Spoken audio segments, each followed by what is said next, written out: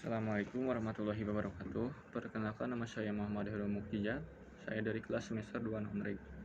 Di sini saya akan memenuhi tugas mata kuliah hukum pidana, yaitu di dalam ajaran kesalahan ada asas yang sangat terkenal. Asas dalam bahasa Belanda stap zonder schuld, artinya tidak ada atau tidak dapat tindak pidana tanpa kesalahan. Asas ini tidak akan ditemukan di dalam KUHP. Akan tetapi ada di tatanan doktrin. Ketika berbicara kesalahan, apa itu kesalahan? Kesalahan ini adalah keseluruhan syarat. Tidak ada kesalahan ini pembenaran, akan tetapi pencelaan terhadap pelaku tindak pidana. Ada dua. Yang pertama kesengajaan atau offset yang artinya secara sengaja. Kedua kealpaan atau kelalaian atau culpa.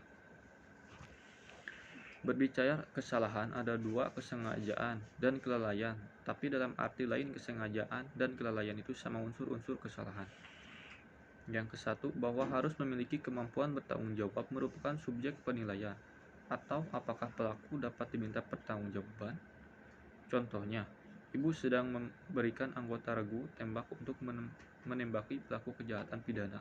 Jelas-jelas dia melakukan penembakan atau pembunuhan, akan tetapi pada pasal 50 dan 51 perintah melakukan hal tersebut sesuai dengan perintah jabatan, jadi tidak bertentangan atau melanggar aturan.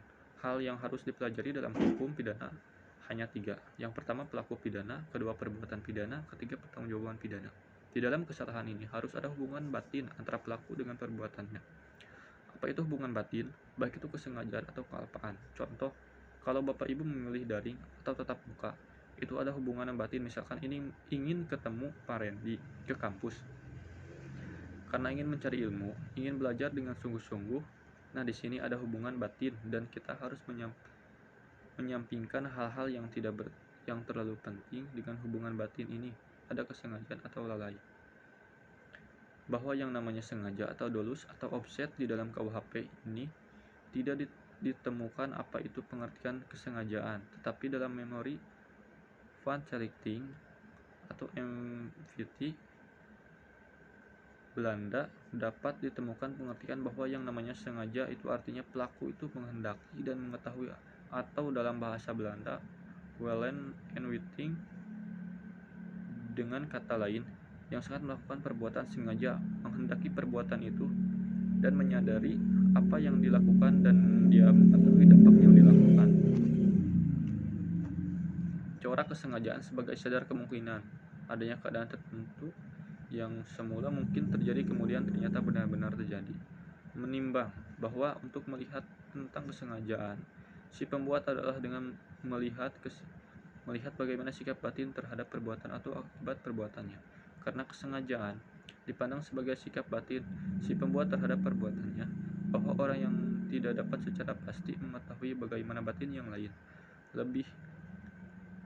lebih-lebih bagaimana keadaan batinnya pada waktu orang itu berbuat. Atas dasar itu, untuk mewujudkan atau membuktikan kehendak itu harus berbicara teori mau tidak mau. Terdapat beberapa teori mengenai pengertian dolus atau offset atau kesengajaannya itu. Yang pertama, teori pengetahuan atau membayangkan. Teori ini menyatakan bahwa sengaja itu ada apabila suatu akibat yang ditimbulkan suatu perbuatan sekalipun akibat tertentu tidak dikehendaki namun patut diduga atau dapat dibayangkan, dapat atau mungkin terjadi. Yang kedua, teori kehendak. Teori ini menyatakan bahwa sengaja adalah kehendak melakukan suatu perbuatan dan kehendak menimbulkan suatu akibat tertentu dari perbuatan itu. Dalam hal ini akibat membayangkan kehendak dan benar-benar merupakan maksud dari perbuatan yang dilakukan tersebut. Dengan kata lain, kesengajaan pelaku ditujukan kepada perbuatan dan akibat dari perbuatan itu.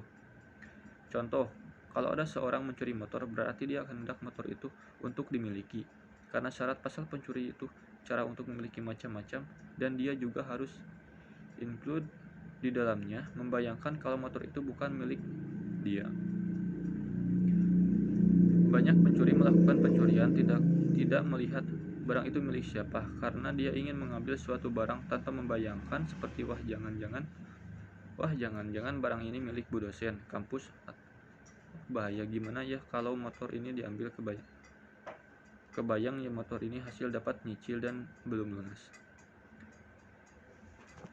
Kesengajaan ini kalau dilihat dari bentuk atau corak di dalam teori ada 3, yaitu yang pertama sengaja dengan maksud, tujuan, offset, as omer, dolus, delictus, atau sengaja untuk satu tujuan. Bentuk kesengajaan paling sederhana. Contoh, kalau A mencubit si B dengan maksud si B agar tidak bandel lagi. Ibu sang B dulu dicubit oleh ibunya, dan setelah punya anak, si B ibunya mencubit anaknya. Karena anaknya nakal dan bukan dengan maksud menganiaya, tetapi dengan maksud supaya anak itu tidak nakal, dengan maksud agar anak itu menjadi pribadi yang lebih baik. Tujuannya adalah untuk mendidik. Dengan siapa mencubit itu perbuatan tidak sengaja. Itu tentu bentuk kesengajaan yang paling berdasar. Yang kedua, kesengajaan keharusan, yaitu satu kesengajaan yang memang dituju oleh pelaku tetapi sebetulnya pelaku itu tidak menghendaki. Si A sengaja mau membunuh si B, sementara si B itu berada di balik kaca rumah. Jika si A atau pelaku mau melakukan pembunuhan, dikarenakan si B korbannya sedang berada di titik kaca. Nah, untuk memecahkan kaca itu bukan maksud dan tujuan si A pelaku, tetapi pelaku menyadari secara pasti bahwa melakukan itu adalah satu keharusan. Kalau si A mau membunuh si B, maka dia harus memecahkan kaca tersebut. Hal ini merupakan kesengajaan membunuh B, maka dia harus memecahkan kaca tersebut. Hal ini merupakan kesengajaan dengan secara kepastian dan keseharusan. Yang ketiga, kesengajaan dengan segala kemungkinan, atau kesengajaan bersyarat atau dolus eventualis, yang semula terjadi tetapi benar-benar terjadi. Ada contoh di negeri Belanda dengan Swetar di kota Agen. Contoh, ada seorang ingin melakukan pembunuhan. Ambil contoh kasus. Kemudian Pak Robi karena secara terang-terangan tidak berani, Pak Robi mengirim kue tar ke rumah Pak Fahri, dan Pak Fahri menerima kue tar, memberikan Pak Robi dengan senang hati, padahal kue tar itu sudah dikasih racun sama Pak Robi. Dan Pak Robi tahu persis kalau Pak Fahri di rumah tidak tinggal sendirian, tahu ada istri, anak, menantu, dan cucu. Di sini Pak Robi punya kesadaran dan kesengajaan kalau Pak Robi mengirim tar yang sudah dikasih racun, itu mungkin Pak Fahri akan mati karena memakan kue tar, atau Pak Fahri tidak akan mati tetapi anggota keluarganya yang lain ada yang mati, atau semua keluarga dan Pak Fahri mati semua.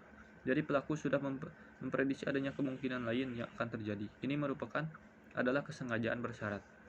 Mungkin cukup sekian info dari saya. Wassalamualaikum warahmatullahi wabarakatuh.